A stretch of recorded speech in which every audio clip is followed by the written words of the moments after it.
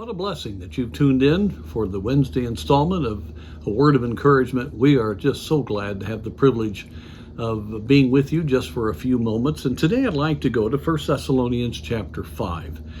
And the reason I would like to do that is I'd like to encourage us as we are aware of all that's going on. I'm sure most believers understand that things are coming together in an unbelievable way to be fulfilled during the time of the tribulation. We see the constant push for a one world government, the great resets being talked about by all different facets of media and people in the know. They're just blatant about that. You have technology now that allows for economic control over people. You have surveillance.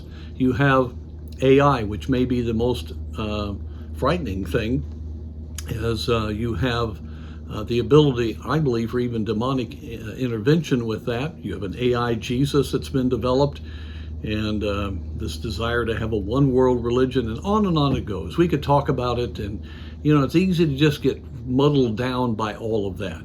And what I want to encourage you is the fact that you're not going to see the covenant with Israel by the Antichrist. You're not going to see the judgments that are rolled out, which are going to be tragic, the seal judgments, the trumpet judgments, the bowl or vial judgments. You're not going to see a lot of those things because the rapture will take place before that. And it's such a comfort when we look at 1 Thessalonians chapter 5, verse 9. For God hath not appointed us to wrath. That's another way of speaking of the great tribulation, but to obtain salvation, deliverance by our Lord Jesus Christ.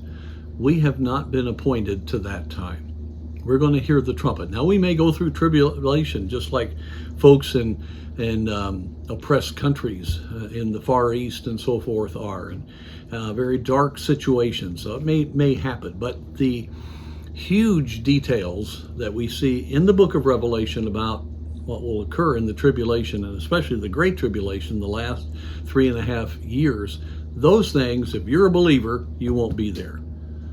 Well, that's certainly a blessing, but it ought to break our heart, because as we go, the world will be left. And so it seems like it could happen quickly. Well, we don't need to fear it. We need to be on mission, because before that trumpet sounds, people need to come to Christ. We need to be desperate to have our lives used. We live in a day that we can see it all. You go back 100 years, people would begin to see some of these things as possibilities, but they couldn't imagine what we know now. Even 25, 30 years ago, it was hard to imagine what we're seeing. And so with the privilege of knowledge comes the responsibility to do what God has clearly laid out for us to do. So I encourage each one of you, let's, as we hear these news events and these developments, let's not become fearful and self-centered, but let's get passionate about reaching as many people as we can before the trumpet sounds.